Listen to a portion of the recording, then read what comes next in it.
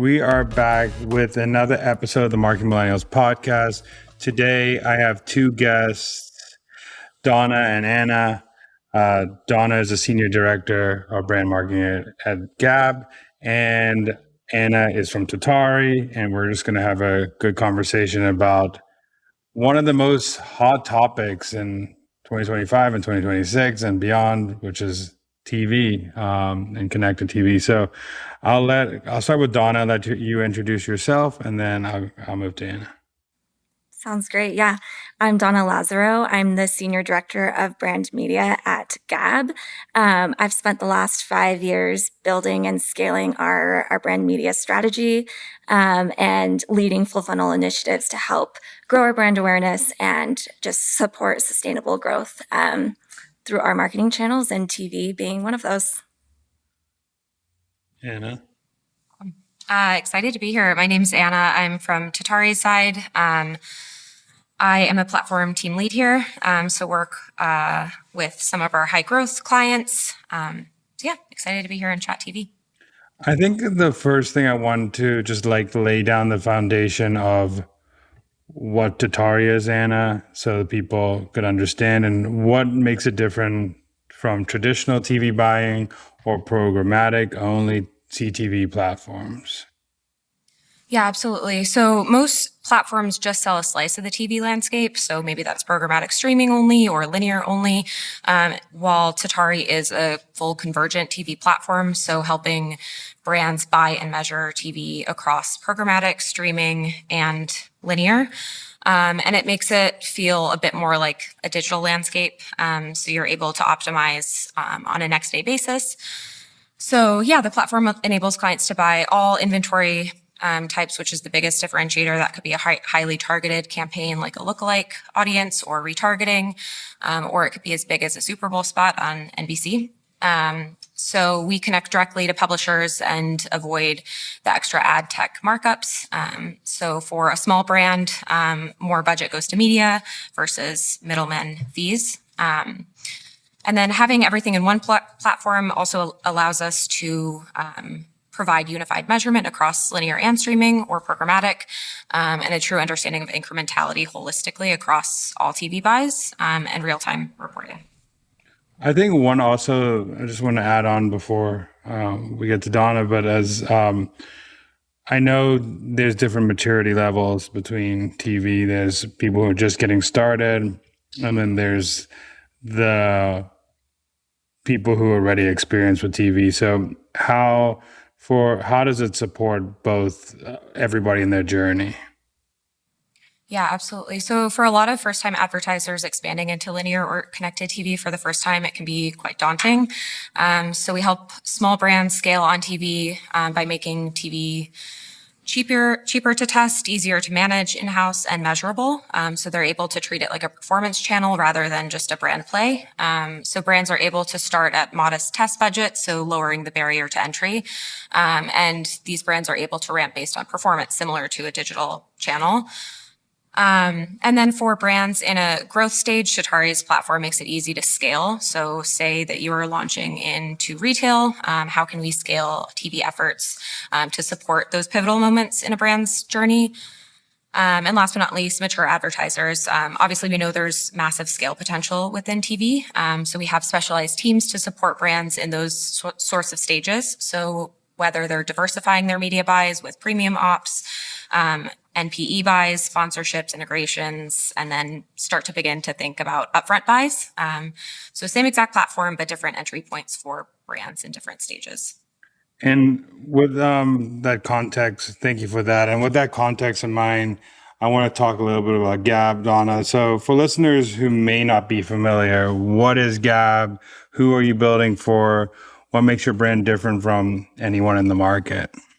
Yeah, so Gabb's mission is to help parents protect every childhood with safer tech for kids. And Gabb was founded in 2018. And at the time, really the only option for a kid's phone was a traditional smartphone, which, they're built for adults, they're not for kids. And so with that, Gabb launched its first phone for kids that doesn't have social media or internet access, making it a safer option than traditional smartphones that may, have these other dangers that come with it that, a kid isn't ready for. And, since then, we've added, different products to our lineup, software solutions to help, parents parent in this digital age that we're in with safer tech options that, can grow through, age appropriate steps with the different devices that we have. Yeah, that's super cool. I mean, my kid's 6 months, so I'm already thinking about tech I need to use for my kids. So it's also like I think we're the millennials are like shifting the narrative of like later phones, later technology, later everything. So I think this is super cool that we don't have to worry about like unlocked phone and that journey of an unlocked phone, which is kind of scary. But I also want to get into that. I mean, Gabb has been running TV since 2023, and not many of your competitors are in the TV space. So can you talk to us why you felt this was the right time to diversify your channels and why TV specifically? Yeah, great question. So in 2023, we launched TV, like you said, and we felt like at the time we had, a really good grasp on our core channels, organic, social, Meta, Google search, and we were really looking to scale. And we felt that TV was going to be a great channel to add to our mix.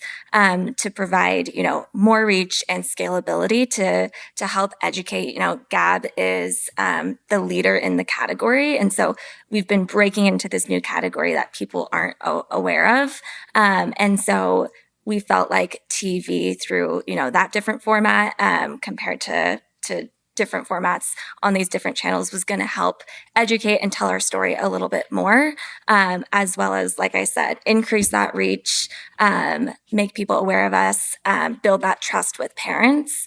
I feel like there's this element to TV that adds credibility. When you're showing up next to a Toyota commercial or whatnot, it adds that credibility. And we want to be top of mind, again, in our category as it may develop, to be the leader, in safe tech for kids. It's really helped fill the funnel to then support our other channels. Yeah, I think that's one of the biggest things that people don't think about with TV is, and probably one of the biggest deterrents of TV is they don't, since Meta and Google are these walled gardens, you think, oh my God, when you start turning on TV, you're just like, Meta, why is Meta doing better? Why is Google doing better? But it's like that whole halo effect of these things are doing better. And I love the point you made about when you show up on TV, it has the perception you have more money and you're bigger than you are, even if you're on a like TV on a budget. It like still makes you seem like you're bigger. But I want to let Anna add on to this and see what you have to chime in on.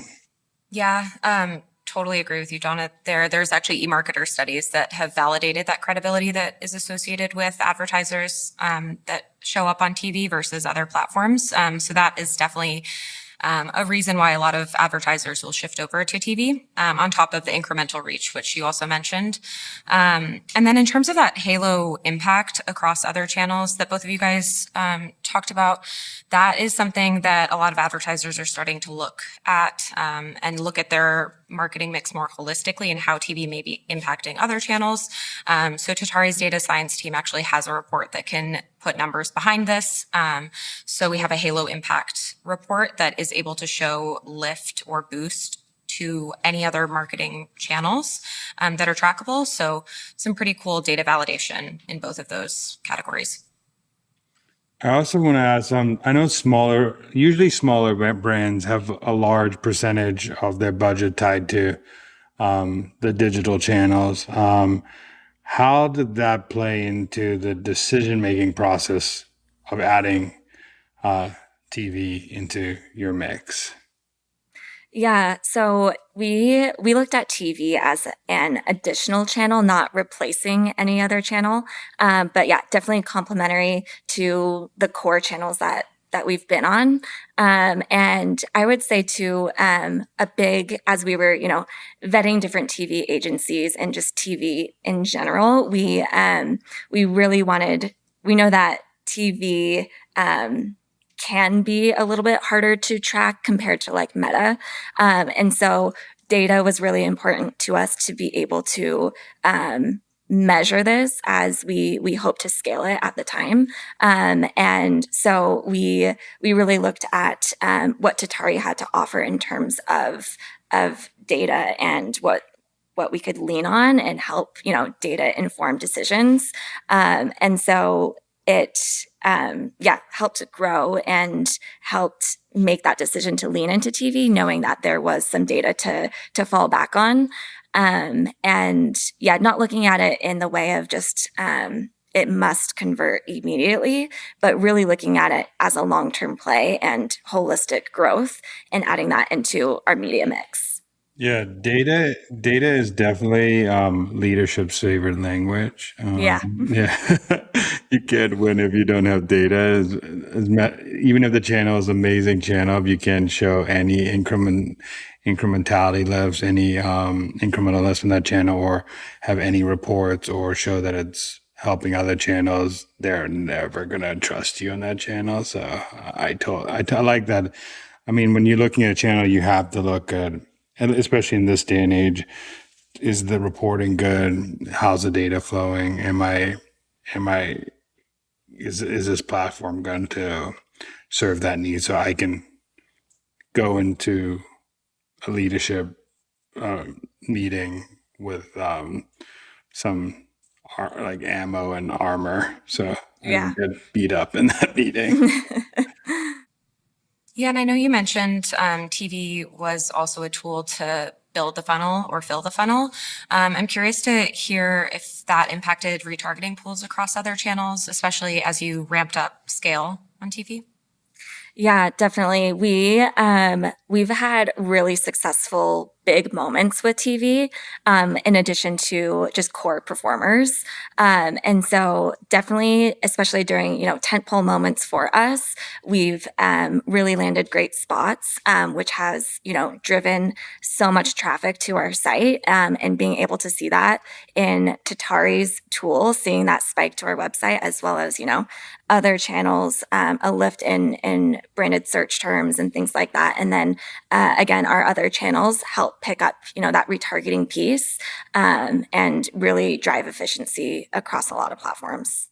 I think one of the biggest worries I hear with a lot of people that I talk to when they're going into TV is creative. How am I going to create a TV ad? Do I need a huge budget to do it? It feels so much different than meta creative or just social creative. So how did you approach your first TV ads?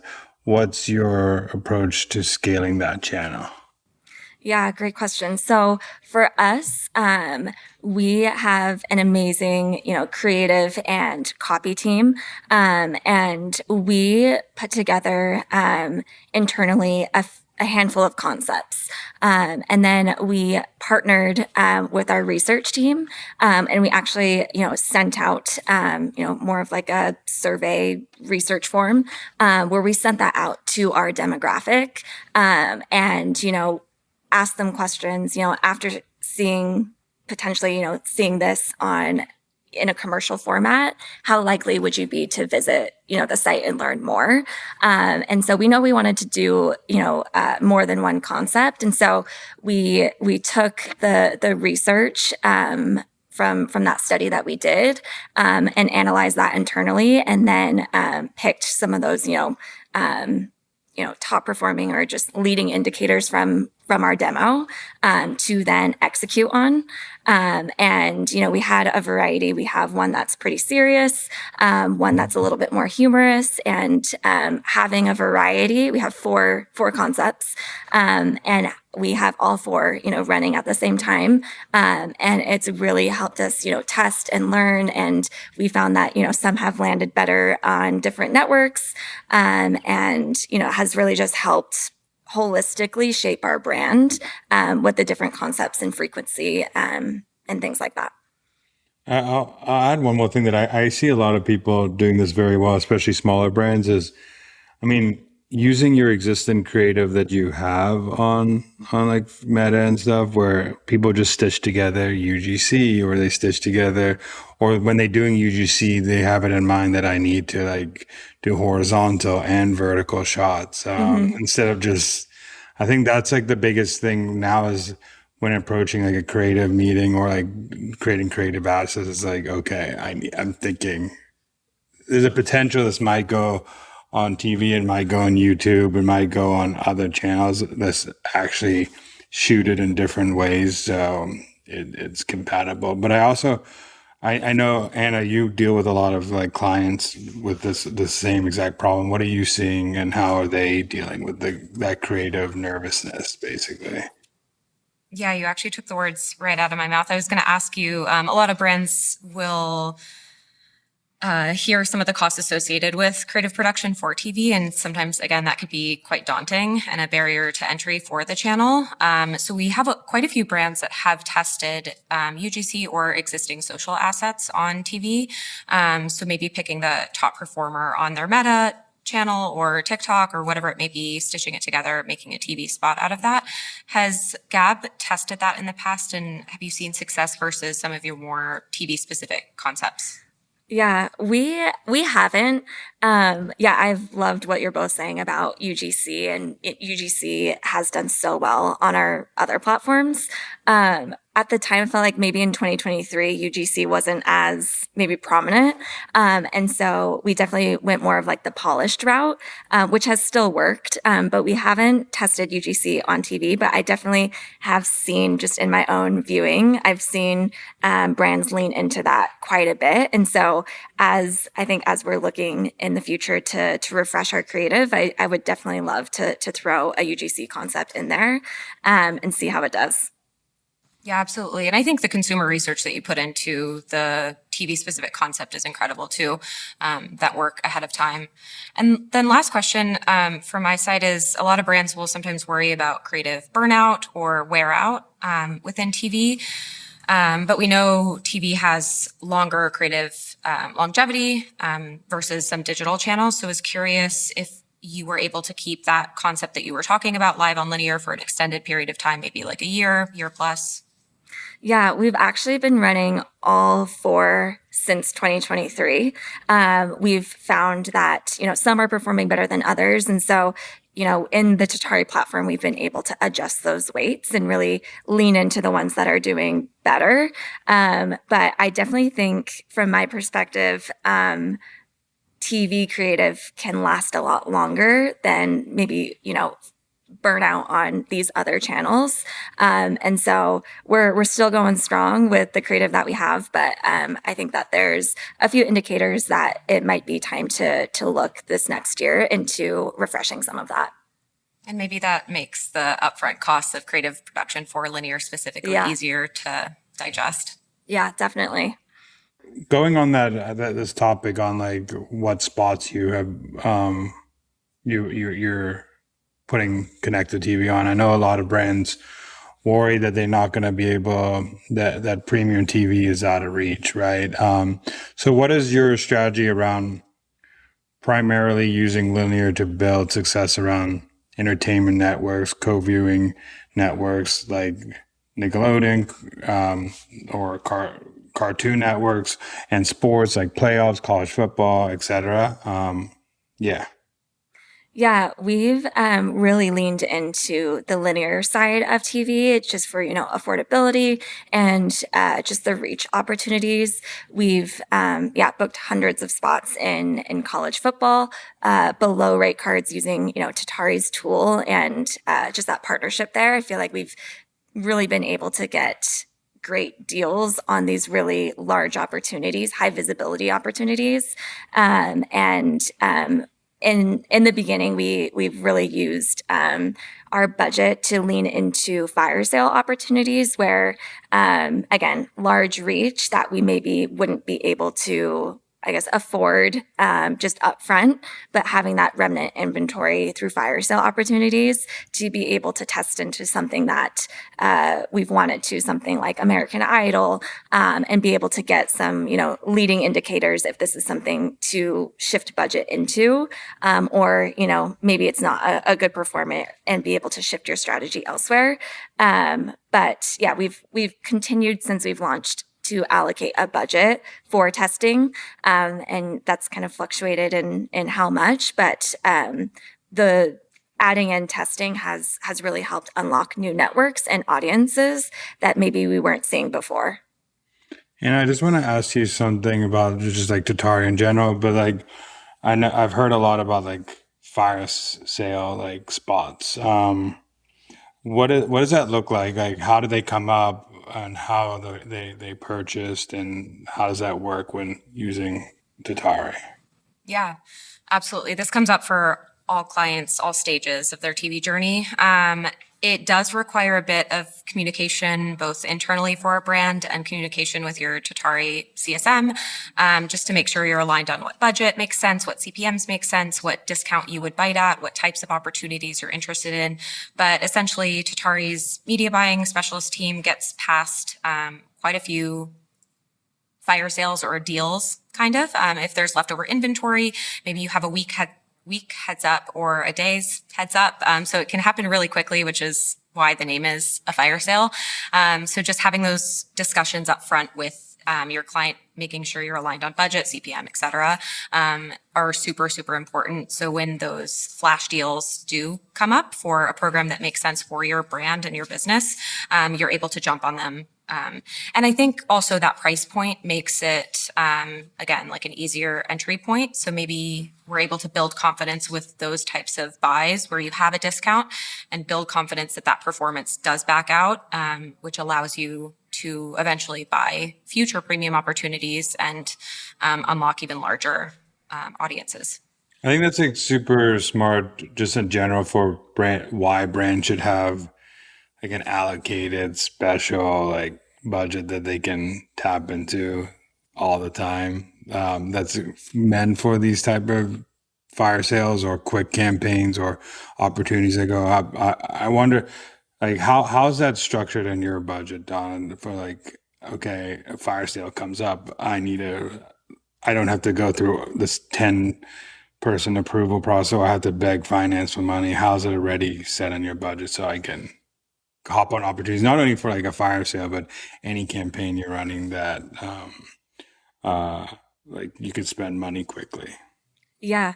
Yeah. Going back to just like that test budget, with with that test budget, we know that like these fire sales would fall into that. And so being aware too of the time of year you're in. So if it's college football, being aware that some of those could come through, or like I said, like American Idol, things like that, being aware of, the TV landscape and what currently is live, was something that helped be able to just understand how much we needed to set aside and the ones that like we needed to watch for and that we thought would be a good fit. I was going to ask if there were any performance factors as well, because I know Tatari's data set does provide insight into genre performance, or maybe you saw really strong performance on ESPN and that indicates, maybe a World Series fire sale could make sense. What types of data points did you look at as a qualifier for fire sales? Yeah, great question. So we kind of like you said, like leading indicators from other things too. Like we've noticed that, yeah, ESPN does well, and so really testing into different types of sports. Also, if it's something that maybe we're unsure of, I would lean on my Tatari rep to provide any kind of like demographics if they could, if they had insight into that, and then really for us. Really in that stage of like scalability and growth, really looking at like the cost with the CPMs and the household impressions, and kind of like predicting and seeing how we could back into it, were some of those like key points we were looking for. What are some of those key moments in Gabb's like journey where you are? I know you said you're like saving time, like budget for like those moments. What are those moments that you're saving budget for, and how does that work? Yeah, so we have two big moments: holiday, which is I feel like most brands, and then back to school as well. Kids being away from the home, and so parents really looking for something to stay connected with their kid while they're out of the house and away from them, and so really. Leaning into heavier investment during those times, Black Friday, Cyber Monday weeks, um, and really like adjusting, end cards to highlight our promotions to drive urgency. We also more so during holiday, there's a few different networks that we lean into, Hallmark, where we're not doing that year round, but I do feel like there's some seasonality that we play into during those moments, and just kind of seeing where, while we don't have our competitors having a presence, trying to show up in similar or maybe similar brands that have that same demo, show up next to them in a commercial, like on TV would add that credibility, hit that same demo, are kind of our seasonal strategy. Yeah, I think one of the things also I'm getting from this is, I mean, like one of the things you should do when you're getting into TV is figure out those moments, be very sure on like who the audience is, and then you can go and like, for example, if more parents are watching Hallmark because it's like holiday movies, they love a holiday movie, a comfort Yep. movie. Let's go to Hallmark, or finding those like underpriced like buys that my audience is doing. Is I think you being able to like communicate that to any partner you're working with, whether you're working with a TV partner or agency or anybody, is super helpful to be like, okay, my audience is parents. I have these moments that I want to hit parents. And what are like Tatari, give me those like spots where do you think those are the best spots? And then Tatari can come up with like what channels that you can hit on. Yeah, it's almost a combination of like that upfront planning work, finding the correct audience. So using competitive data, using share of voice data. MRI and Simmons is available. So again, like indexing out where your custom audience is in the linear or connected TV landscape. So that upfront work. But then on top of that, Donna, you mentioned like the viewership with Hallmark changes, especially around the holiday timeframe. That's absolutely true. So the ability to be nimble and agile based on performance is also super important. So the second you start to see drop-offs in performance on a network like Hallmark where viewership is shifting, I think that can really benefit a brand during those peak seasonal moments. So at what point do we see really strong performance with Hallmark, double down? And then at what point do we see drop-offs in performance and need to scale back? I know you initially came to TV for brand awareness, but strongly believe that all marketing is performance marketing, even if it's brand, because you have to, like, if you're not performing, you're probably something's happening. But you went in that mindset, and it is a great channel for brand awareness to go capitalize those, to educate that buyer. But how has that definition evolved for you as you've seen the impact across these other marketing channels? Yeah, I agree with you. I think that originally our thought leading into it was focusing on brand awareness, and that's held strong even to this day. But I do think that there is a brand and performance element, and have chatted with other Tatari clients as well, and some of them really look at it as performance, and I think it kind of depends on just the industry and brand. But yeah, we've held strong on that brand performance, metric. But with that said, we've definitely, seen TV as like the scalable channel that feeds the whole funnel. And so definitely have seen the effects of it in our performance, the performance side of the business. And again, also on the brand awareness side too, seeing really strong lift there. I think it's also important what you said is when you are doing a channel for brand awareness or brand in general, like being able to communicate with your performance team that this is happening, so you can also get that credit across these other channels. Because if you're running it in silos, or it's not connected to their dashboards, or you're running it in that can create a lot of issues that, oh yeah, we're doing so great at performance marketing. Look how much better Meta is, and look how much better Google. But when you're running brand awareness campaigns that are actually having that halo effect or uplifting these other channels. Yeah, I think the way that Gabb has approached measurement framework has been really amazing to see, just making sure that the campaign is set up for success. We have clear benchmarks, clear objectives for the campaign, and measurement models to track each component of the overall measurement framework. So definitely love to hear that. And yeah, I think TV can be looked at as an avenue for expansion across any sort of journey. So maybe a client is starting out with our self-serve platform, which I know Gabb did at one point. So using the tool independently, building out more of like a DR approach to TV and being really nimble. And then as they scale into brand, maybe that requires a bit more support from specialized teams. Donna, another question for you is, I mean, I know for growth, what advice do you have for like brands like yours that are growing, scaling, that are thinking of adding TV in their mix? What were some pieces of advice would you give them to jump on the TV train? Yeah. I've kind of hit on it throughout our conversation, but I would say, yeah, before you start, define what success looks like, really understand the reporting options that are available when, working with an agency. And I would say, with that, start small with a test budget. Again, like we talked about, I think that TV, it seems like you need millions of dollars to start out with. So yeah, being able to start small with a test budget, and then just continue to test and build out that core plan. Anna, what advice would you give to those brands?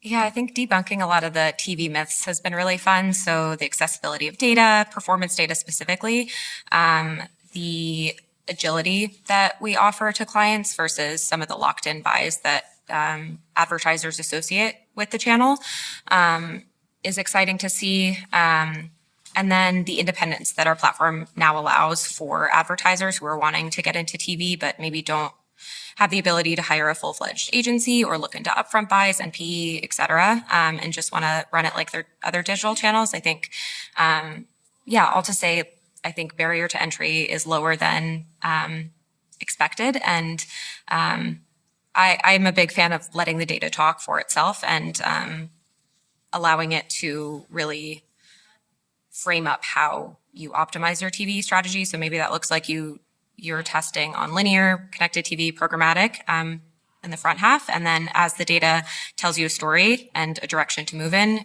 we're able to flow with the data. One question I like to ask people on this podcast, and ask everybody, is what is a marketing hill you would die on? So, Donna, what's a marketing hill you would die on? I would say consistent brand presence and like an always on brand does more than you think it does for the full funnel. I mean, I'm going to plus one that I think in marketing, consistency wins. It beats those one-off great ad Yeah. buys or one-off because you just become forgotten. People are busy now. You need to be showing up everywhere. Yeah. Anna, do you have a marketing hero?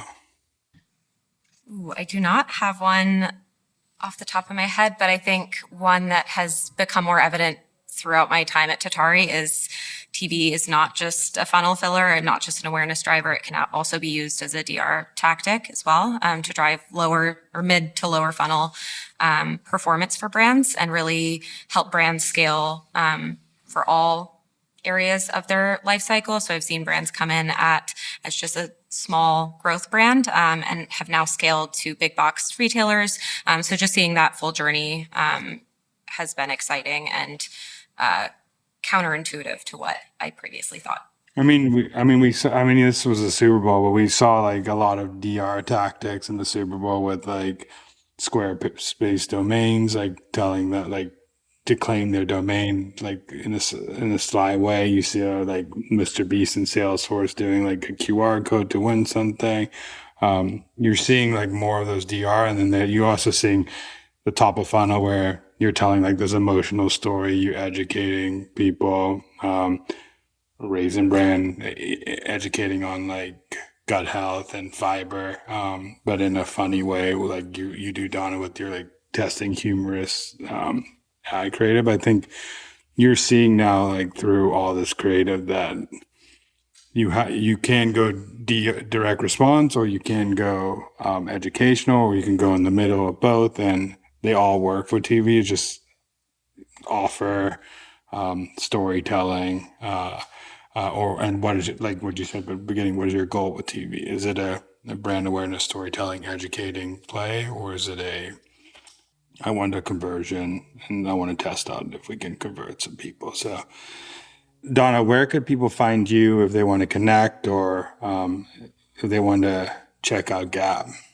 Yeah. I love that little plug. Yeah, find me on LinkedIn, Donna Lazaro. And yeah, be sure to connect with Gabb socials, and we have some fun content over there.